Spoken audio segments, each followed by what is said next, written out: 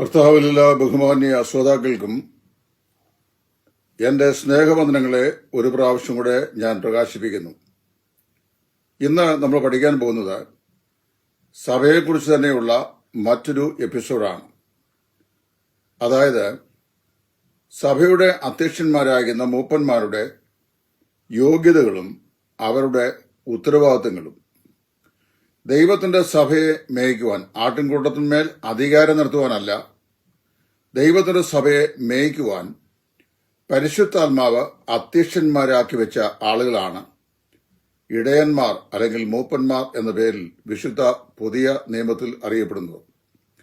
പ്രവൃത്തികളുടെ പുസ്തകം 20-ാം അധ്യായത്തിന്റെ 28-ാം വാക്യപ്രകാരം പരിശുദ്ധാത്മാവാണ് അവരെ അധ്യക്ഷന്മാരാക്കി വെച്ചിരിക്കുന്നത് എന്ന് മനസ്സിലാക്കാൻ സാധിക്കും. ചില ആളുകളോട് ചോദിച്ചിട്ടുണ്ട്, നിലവിലുള്ള സഭകളിലെ അധ്യക്ഷന്മാർ എന്ന് പറയുന്ന ആളുകളെ എല്ലാവരെയും പരിശുദ്ധാത്മാവ് ആക്കി വെച്ചതാണെന്ന് എങ്ങനെ അംഗീകരിക്കാൻ സാധിക്കും?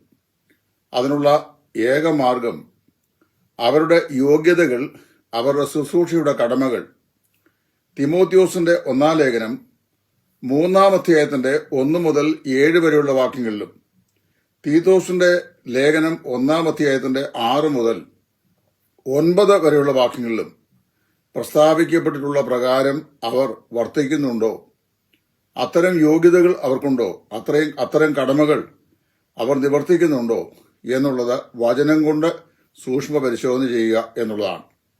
വചനം കൊണ്ട് സൂക്ഷ്മ പരിശോധന ചെയ്യുമ്പോൾ അത്തരം കടമകളെ അവർ നിവർത്തിക്കുന്നുണ്ട്, അവിടെ പറയപ്പെടുന്ന യോഗ്യതകൾ അവർക്കുണ്ട് എന്ന് തോന്നിയാൽ പരിശുദ്ധാത്മാവ് അവരെ അധ്യക്ഷന്മാരാക്കി വെച്ചവരാണെന്ന് നമുക്ക് ചോദ്യം കൂടാതെ മനസ്സിലാക്കാൻ സാധിക്കും. ഇനി ഈ പറയപ്പെട്ട യോഗ്യതകൾ അവർക്കില്ല, അതുപോലെ തന്നെ അവരുടെ കടമകളും അവർ നിവർത്തിക്കുന്നില്ല എന്ന് വന്നാൽ അവർ പരിശുദ്ധാത്മാവിനാൽ ആക്കപ്പെട്ടവരല്ല, ദൈവത്താൽ നിയോഗിക്കപ്പെട്ടവരല്ല, മനുഷ്യരാൽ നിയോഗിക്കപ്പെട്ടവരോ തന്നെത്താൻ അധ്യക്ഷന്മാരായവരോ ആകുന്നു. അവര് ദൈവത്തോടെ കണക്ക് കൊടുക്കട്ടെ. നമ്മുടെ മനസ്സാക്ഷി അനുസരിച്ച് ദൈവവചനത്തെ മുറുകെ പിടിച്ചുകൊണ്ട് മുമ്പോട്ട് ജീവിക്കുക.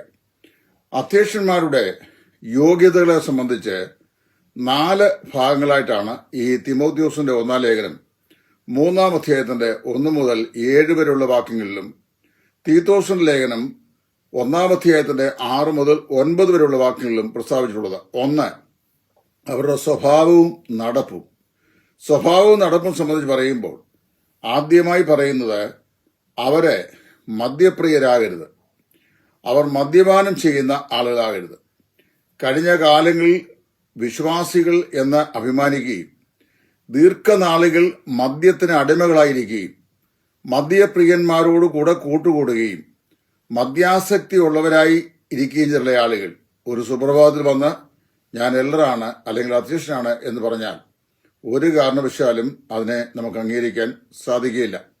2, അവൻ കലഹപ്രിയനാകരുത്, അതുപോലെ ദ്രവ്യാഗ്രഹിയാകരുത്. അദ്ദേഹത്തിന്റെ സ്വഭാവ ശ്രേഷ്ഠതയെ സംബന്ധിച്ച് പറയുന്ന ആദ്യത്തെ 3 ഘടകങ്ങൾ മദ്യപ്രിയനാകരുത്, കലഹപ്രിയനാകരുത്, അതുപോലെ ദ്രവ്യാഗ്രഹിയാകരുത്.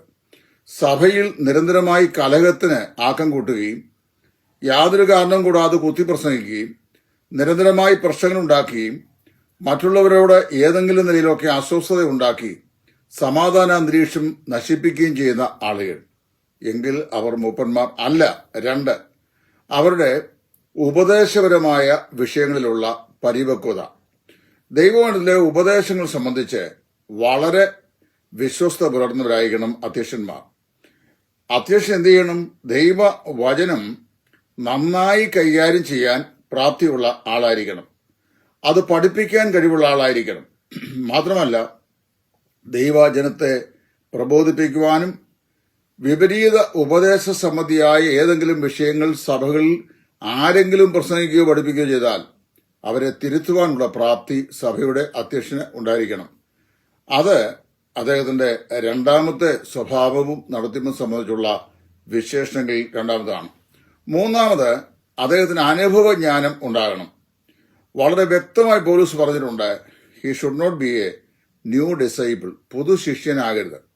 ഒരാൾ രക്ഷിക്കപ്പെട്ടു അല്ലെങ്കിൽ സ്നാനപ്പെട്ടു, പെട്ടെന്ന് സഭയിലേക്ക് വന്നു, അധികം താമസിയാതെ അദ്ദേഹത്തെ പ്രബോധിപ്പിക്കുവാനും പ്രസംഗിപ്പിക്കുവാനും വിവിധ ശുശ്രൂഷകൾക്ക് നേതൃത്വം നൽകാനും ഒക്കെയുള്ള ശുശ്രൂഷകൾ ആക്കി വെക്കരുത്. പൊതുശിഷ്യനരുതെന്ന് പറഞ്ഞു കഴിഞ്ഞാൽ he must have experiential knowledge, അനുഭവ സംബന്ധമാകുന്ന പരിജ്ഞാനം അല്ലെങ്കിൽ അറിവ് അദ്ദേഹത്തിന് ഉണ്ടായിരിക്കണം. 4, അദ്ദേഹത്തിന്റെ സാക്ഷ്യ ജീവിതം സംബന്ധിച്ച് ഈ അധ്യക്ഷന്മാരെ കുറിച്ച് പറയുമ്പോൾ പുറത്തുള്ളവരോടും അകത്തുള്ളവരോടും നല്ല സാക്ഷ്യം പ്രാപിച്ചവരായിരിക്കണം. പുറത്തുള്ളവർ കേൾക്കുമ്പോൾ അയ്യേ അയാളാണോ അല്ലെങ്കിൽ അദ്ദേഹമാണോ നിങ്ങളുടെ സഭയുടെ അധ്യക്ഷനായിരിക്കുന്നത്, അയ്യേ അയാളാണോ നിങ്ങളുടെ സഭയിൽ അപ്പം മുറിച്ചു കൊടുക്കുന്നത്, അയ്യേ അയാളാണോ നിങ്ങളുടെ സഭയുടെ നിയന്ത്രണം ഏറ്റെടുത്തിരിക്കുന്നത് എന്ന് പുറത്തുള്ള ഒരാൾ അയ്യോ എന്ന് ചോദിച്ചു കഴിഞ്ഞാൽ ഇയാൾക്ക് എന്തോ സാരമായ തകരാറുകളൊക്കെ ഉള്ളതായിട്ട് അവർക്കറിയാവുന്ന അതിന്റെ അർത്ഥം. പുറത്തുള്ളവരോടും അകത്തുള്ളവരോടും നല്ല സാക്ഷ്യം ഉള്ള ആളുകൾ ആയിരിക്കണം. ഇങ്ങനെ അധ്യക്ഷന്റെ വ്യക്തിഗതങ്ങളായ 4 പ്രത്യേക ഗുണസവിശേഷതകളെ സംബന്ധിച്ച് ഞാൻ മുമ്പ് പറഞ്ഞ ഈ 2 വേദഭാഗങ്ങളിൽ പറഞ്ഞിട്ടുണ്ട്. ഇനിയും ഈ അധ്യക്ഷന്മാരുടെ കടമകൾ അല്ലെങ്കിൽ അവരുടെ ഉത്തരവാദിത്തങ്ങൾ എന്തൊക്കെയാണ്? പല സഭകളിലും ഈ അധ്യക്ഷന്മാർ പറയുന്ന ആളുകൾ സുവിശേഷകന്മാരെ നിയന്ത്രിക്കാനും സഭയിൽ നോട്ടീസ് വായിക്കാനും അപ്പം മുറിച്ചു കൊടുക്കാനും പാനപാത്രത്തിന്റെ കപ്പെടുത്തു കൊടുക്കാനും പിന്നെ എന്തെങ്കിലും കമ്മിറ്റി യോഗം ഉണ്ടെങ്കിൽ അത് വിളിച്ചു കൂട്ടാനും ഒക്കെ ആയിട്ടുള്ള തസ്തികയായി മാത്രം ഉപയോഗിക്കപ്പെടുന്ന വേറെ ഏതോ അധികാരം ഉള്ള ഒരു വ്യക്തിയായി പെരുമാറുന്ന ഒരു തസ്തികയായി പലരും കാണാറുണ്ട്. എന്നാൽ എന്താണ് വേദപുസ്തകത്തിൽ പ്രകാരം പരിശുദ്ധാത്മാവ് അധ്യക്ഷയാക്കി വെച്ച ഈ ഇടയന്മാരുടെ അല്ലെങ്കിൽ അധ്യക്ഷന്മാരുടെ ഉത്തരവാദിത്തങ്ങൾ എന്നുള്ളതാണ് ഞാൻ പറയാൻ പോകുന്നത്. 7 പ്രത്യേക കാര്യങ്ങൾ ഈ വേദഭാഗത്ത് പറഞ്ഞിട്ടുണ്ട്. ഒരക്ഷരം പോലും എന്റെ വകയായി ഞാൻ അത് എഴുതി ചേർക്കുകയോ ഏതെങ്കിലും കാര്യങ്ങൾ അടർത്തി മാറ്റുകയോ ചെയ്തിട്ടില്ല. കാരണം ദൈവത്തിന്റെ വചനത്തോട് കൂട്ടിച്ചേർക്കുന്നതും അതിൽ നിന്ന് ഏതെങ്കിലും അടർത്തി മാറ്റുന്നതും ഗുരുതരമായ ദൈവിക ശിക്ഷയ്ക്ക് പാത്രീഭവിക്കപ്പെടുന്ന വിഷയമായതുകൊണ്ട് ഞാൻ അങ്ങനെ ചെയ്യാറില്ല, ചെയ്യുകയും ഇല്ല. എന്നാൽ വചനത്തിൽ എഴുതിക്കുന്ന കാര്യങ്ങൾ അങ്ങനെ പറയുന്നു. കേൾക്കുന്നവർ അനുസരിക്കുകയോ അനുസരിക്കാതിരിക്കുകയോ ചെയ്യാം. അത് നിങ്ങളെ സംബന്ധിച്ചുള്ള ദൈവവുമായിട്ടുള്ള ബന്ധമാണ്. എന്നെ സംബന്ധിച്ച് പറയുക എന്നുള്ളതാണ് എന്റെ കടമ. 1, ഈ മൂപ്പന്മാരാകുന്ന ആളുകൾ താഴെ പറയുന്ന 7 കാര്യങ്ങൾ ഉത്തരവാദിത്തപ്പെട്ടവരാണ്. 1, അവരെ ദൈവസഭയെ പ്രബോധിപ്പിക്കുകയും പ്രോത്സാഹിപ്പിക്കുകയും ഒരു പിതാവ് മക്കളോട് എന്ന പോലെ വാത്സല്യത്തോടെ സഹവിശ്വാസികളോട് ഇടപെടുകയും ചെയ്യണം. തെസ്സലോനിക്കരുടെ 1 തെസ്സലോനി 2:11. ഒരപ്പൻ മക്കളോട് എന്ന പോലുള്ള വാത്സല്യത്തോടെയും അവരെ പ്രബോധിപ്പിക്കുകയും ബുദ്ധി ഉപദേശിക്കുകയും അവരെ പ്രോത്സാഹിപ്പിക്കുകയും ചെയ്യണം. ഇതാണ് അധ്യക്ഷന്റെ 1ാമത്തെ കടമ. സഭയിലുള്ള വിശ്വാസികളെ മേൽ ഒരു പിതാവിന് മക്കളോടുള്ള വാത്സല്യം, അതേസമയത്ത് ഒരു പിതാവ് മക്കൾക്ക് നൽകുന്ന പ്രബോധനം, അവർക്ക് നൽകുന്ന പ്രോത്സാഹനം, ഇത് നൽകുന്ന ആളായിരിക്കണം ഒരു അധ്യക്ഷൻ. ദൈവം ശുശ്രൂഷ നൽകിയിട്ടുള്ള ഒരു ദൈവപൈതലിനെ അടിച്ചമർത്താനോ അവന്റെ ശുശ്രൂഷ ആവശ്യങ്ങളെ ഇല്ലാതെയാക്കാനോ നശിപ്പിക്കാനോ അവനെക്കുറിച്ച് അപവാദങ്ങൾ പറയാനോ പ്രചരിപ്പിക്കാനോ ഒരു അധ്യക്ഷൻ തയ്യാറാകുന്നു എന്ന് വന്നാൽ അദ്ദേഹം ദൈവത്തിന്റെ ശുശ്രൂഷ എന്നതിനേക്കാൾ പിശാചിന്റെ ശുശ്രൂഷ ചെയ്യുന്ന ആള് എന്ന് നട്ടലോട് പറയാൻ നമുക്ക് സാധിക്കും. 2, ഒരു ഇടയനെ പോലെ അദ്ദേഹം എന്ത് ചെയ്യണം? ആടുകളെ മേച്ചിൽ പുറത്തേക്ക് ആനയിക്കണം.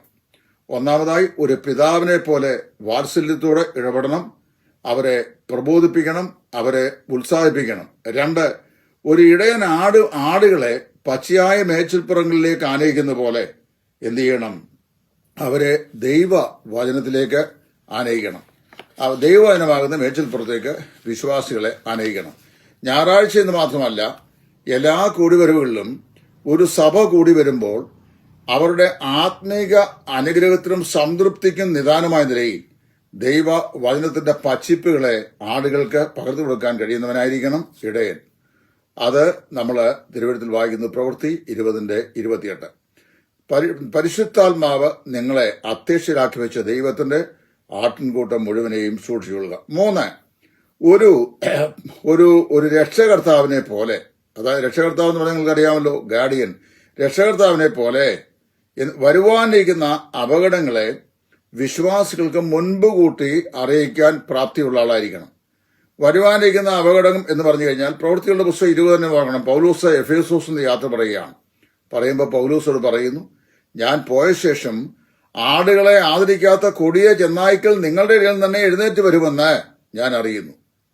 അപ്പൊ ആടുകളെ വഴിതെറ്റിക്കുന്ന, തങ്ങളുടെ പിന്നാലെ വലിച്ചുകൊണ്ടു പോകുന്ന, വഴിതെറ്റിക്കുന്ന കൊടിയ ചെന്നായ്ക്കളായ ഓൺ കമ്മിങ് ഡേഞ്ചേഴ്സ്, വരുവാനുള്ള അല്ലെങ്കിൽ വരുവാനിരിക്കുന്ന ആസന്നമായിരിക്കുന്ന അപകടത്തെക്കുറിച്ച് മുൻപ് കൂട്ടി വിശ്വാസികളെ അറിയിക്കുവാൻ കഴിവുള്ളവനായിരിക്കണം. പത്രോസിന്റെ 1-ാം ലേഖനം 5-ാം അധ്യായത്തിന്റെ 2-ാമത്തെ വാക്യം. 4, ഒരു വഴികാട്ടിയെ പോലെ വിശ്വാസികൾ എന്ത് ചെയ്യണം?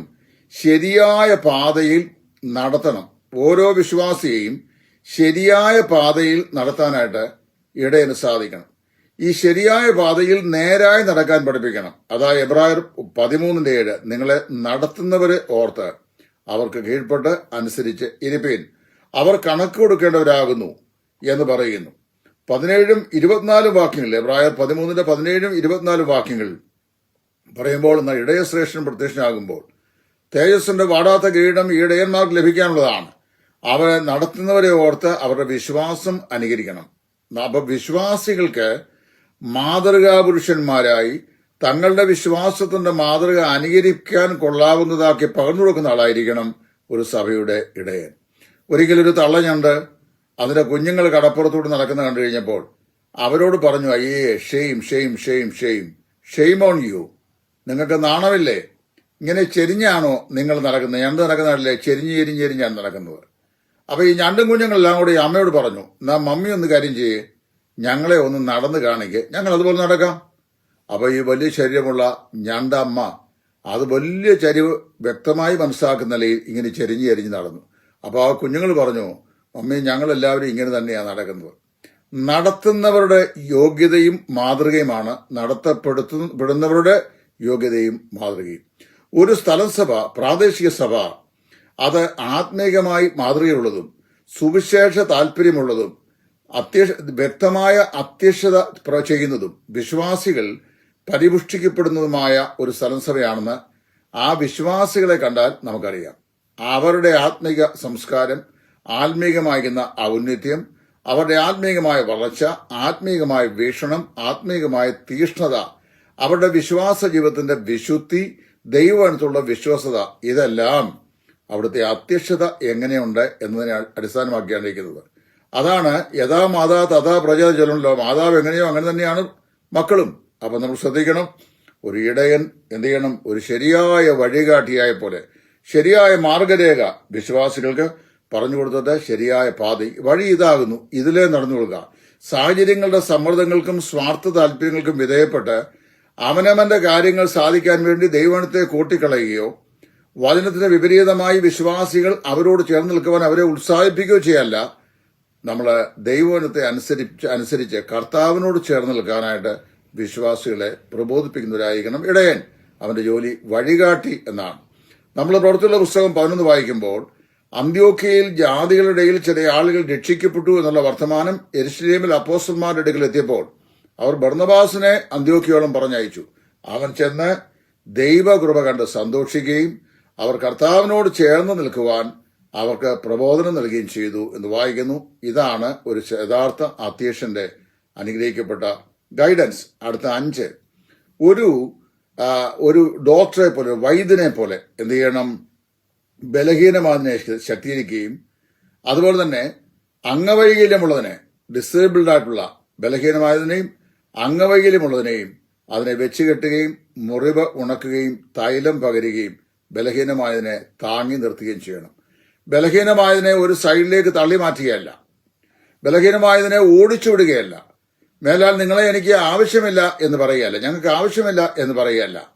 അവരെ ഡ്രൈവ് അവേ ചെയ്യാനല്ല, അവരെ നിലനിർത്താൻ, ബലഹീനമായതിനെ ശക്തീകരിക്കാൻ. അതുപോലെ തന്നെ തളർന്നതിനെയും മുടന്തുള്ളതിനെയും മെല്ലെ നടത്താൻ ഒക്കെ സാധിക്കുന്ന ഒരു ശുശ്രൂഷകനായിരിക്കണം, ഒരു വൈദ്യനായിരിക്കണം. ഏതെല്ലാം ജോലിയാണ് ചെയ്യുന്ന ഒരു ഇടയൻ? ചില ആടുകൾ തമ്മിൽ അന്യോന്യം കൊമ്പ് കോർക്കും, ചിലതിന്റെ നെറ്റിക്ക് കൊമ്പ് തറയ്ക്കും, ചോര കുടിക്കും, വേദനിക്കും, ചിലത് കരഞ്ഞുകൊണ്ട് നിൽക്കും. അങ്ങനെ നിൽക്കുമ്പോൾ ഇടയൻ ഈ മുറിവുള്ളതിനെ വെച്ച് കെട്ടുകയും തൈലം പകരുകയും ഒടിവുള്ളതിനെ വെച്ച് കെട്ടുകയും തള്ളയാടുകളെ മെല്ലെ നടത്തുകയും കുഞ്ഞുങ്ങളെ ചുമലിൽ വഹിക്കുകയും ചെയ്യണം. ഇതെല്ലാം ഒരു നല്ല ഇടയന്റെ ശുശ്രൂഷയുടെ പ്രത്യേകതകളാണ്. അത് ഒരു ഫിസീഷ്യനെ പോലെയാണ്, ഒരു വൈദ്യനെ പോലെയാണ്. ബലഹീനമായതിനെ ശക്തീകരിക്കുന്നു, അതുപോലെ തന്നെ അംഗവൈകല്യമുള്ളതിനെ, ക്ഷീണിതമായതിനെ അതിനെ ശരിയായ നിലയിൽ നടത്തുന്നു. 6, ഒരു അധ്യാപകനെ പോലെ എന്ത് ചെയ്യണം? യുവ സഹോദരന്മാരെ ദൈവത്തിന്റെ വചനത്തിൽ അഭ്യസിപ്പിക്കണം. തീത്തോസിന്റെ ലേഖനം 1-ാം അധ്യായത്തിന്റെ 9-ാം വാക്യം. നമ്മുടെ മിക്കവാറും ഉപദേഷ്ടാക്കന്മാരും ഉപദേശിമാരുമെല്ലാം മാനുഷികമായ വീക്ഷണത്തിൽ തട്ടിക്കൂട്ടിയ ബൈബിൾ കോളേജുകളിൽ പഠിച്ച് ഡിഗ്രി വാങ്ങി സുവിശേഷ വേലക്കാരോ അല്ലെങ്കിൽ ഉപദേഷ്ടാക്കന്മാരോ ആകുന്ന ആളുകളാണ്. ഇപ്പം എന്നോട് നിങ്ങൾ ചോദിച്ചു, അങ്ങനെയല്ലയോ നിങ്ങളും പഠിച്ചിട്ടുള്ളത്? ശരിയാ, ഞാൻ പഠിച്ചിട്ടുണ്ട്.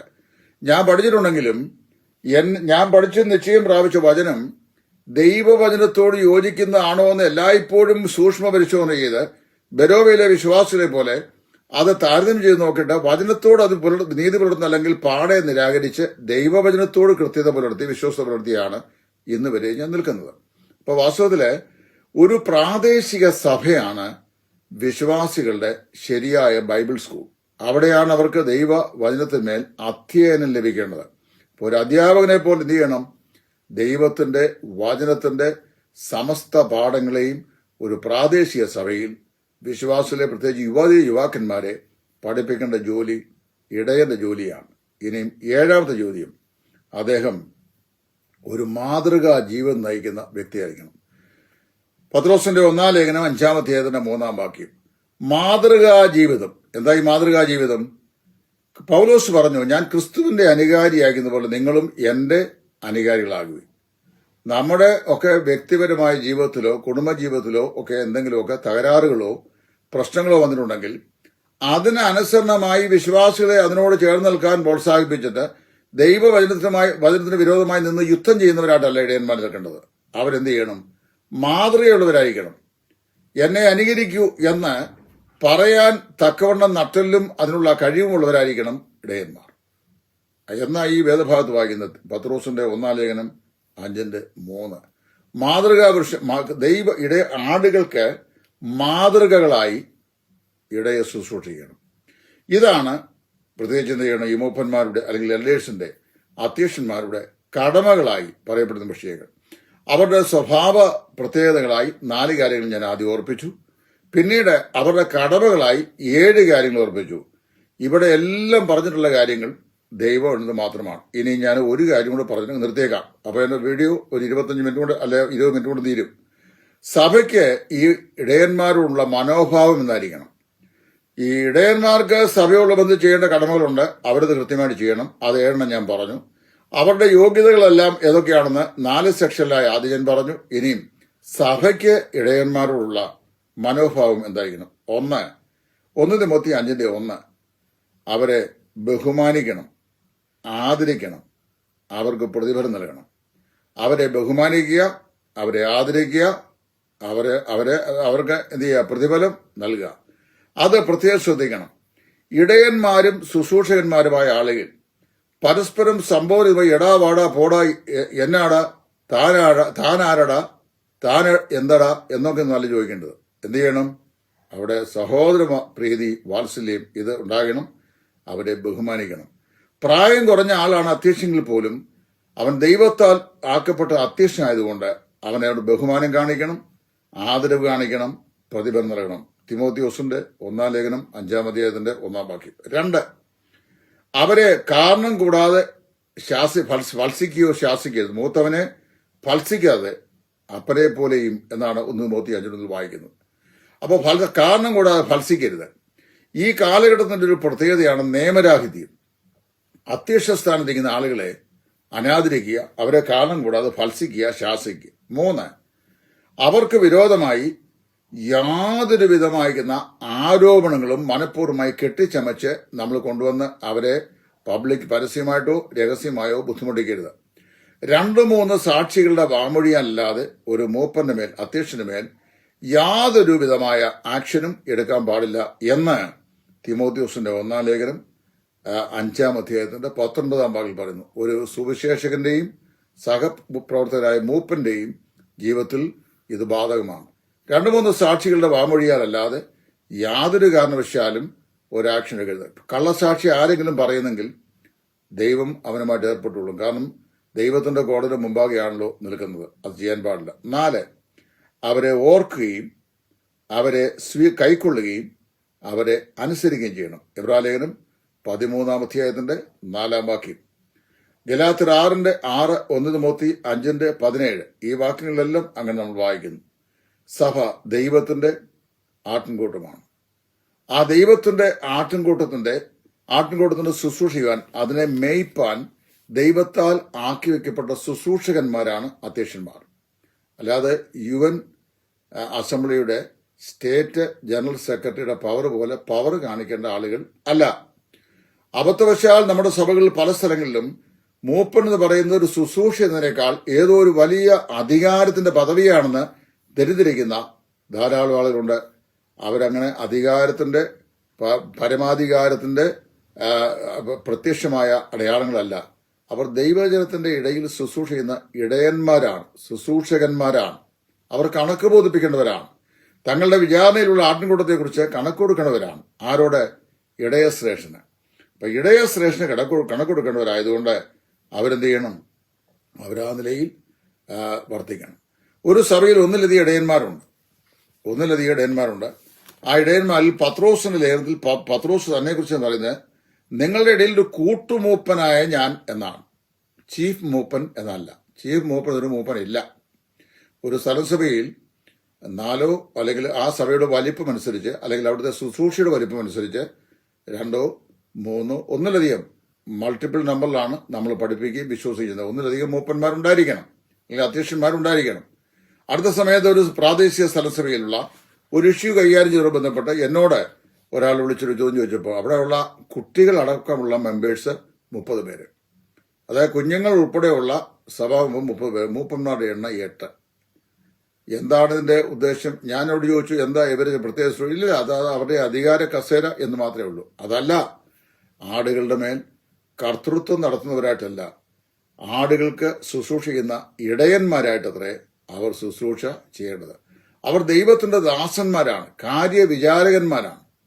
അവരെ ദൈവസ്ഥനിൽ കണക്ക് കൊടുക്കേണ്ടവരാണ്. അവരെ ബഹുമാനിക്കണം, ആദരിക്കണം, അനുസരിക്കണം, അവരുടെ വിശ്വാസം അനുകരിക്കണം, അവരുടെ ദൈവികമായ ശുശ്രൂഷകൾക്ക് കീഴ്പ്പെട്ടിരിക്കണം. വചനവിരുദ്ധമായ യാതൊരു കാര്യങ്ങൾ മൂപ്പൻ ചെയ്താലും അംഗീകരിക്കേണ്ട. കാര്യം വചനത്തെയാണ് നമ്മൾ അനുസരിക്കേണ്ടത്. അതിന് നമുക്ക് പ്രത്യേകതയാണ്. ഇന്നത്തെ ക്ലാസ്സിൽ 3 കാര്യങ്ങൾ പറഞ്ഞു. 1, അധ്യക്ഷന്മാരുടെ യോഗ്യതകൾ. 2, അധ്യക്ഷന്മാർക്ക് സഭയുള്ള കടമകൾ അല്ലെങ്കിൽ അവർ ചെയ്യേണ്ട പ്രവൃത്തികൾ. 3, സഭയ്ക്ക് അധ്യക്ഷന്മാരോടുള്ള കടപ്പാടിൽ മനോഭാവം. ഇത് 3 തിമോത്തിയോസിന്റെ 1-ാം ലേഖനം അതിന്റെ 3-ാം അധ്യായത്തിന്റെ 1 മുതൽ 7 വരെയുള്ള വാക്യങ്ങളിൽ നിന്നും, തീത്തോസ് ലേഖനം 1-ന്റെ 6 മുതൽ 9 വരെയുള്ള വാക്യങ്ങളിൽ നിന്നും, പത്രോസിന്റെ 1-ാം ലേഖനം 5-ാം അധ്യായത്തിൽ നിന്നുമാണ് ഞാൻ പറഞ്ഞത്. നിങ്ങൾക്കിത് പ്രയോജനപ്പെടുമെന്ന് കർത്താവിൽ ഞാൻ വിശ്വസിക്കുന്നു. ഈ വചനത്തെ നിങ്ങൾ പിന്തുടരുക. ദൈവ വചനത്തിൽ മാത്രം ഉറച്ചു നിൽക്കുക. വചനപ്രകാരം മാത്രം മുമ്പോട്ട് പോവുക. അതിനാവശ്യമായത് ആത്മധൈര്യമാണ്. ഇത് പഠിപ്പിക്കുക, ഉപദേശിക്കുക, മറ്റുള്ളവരെ ബോധ്യപ്പെടുത്തുക.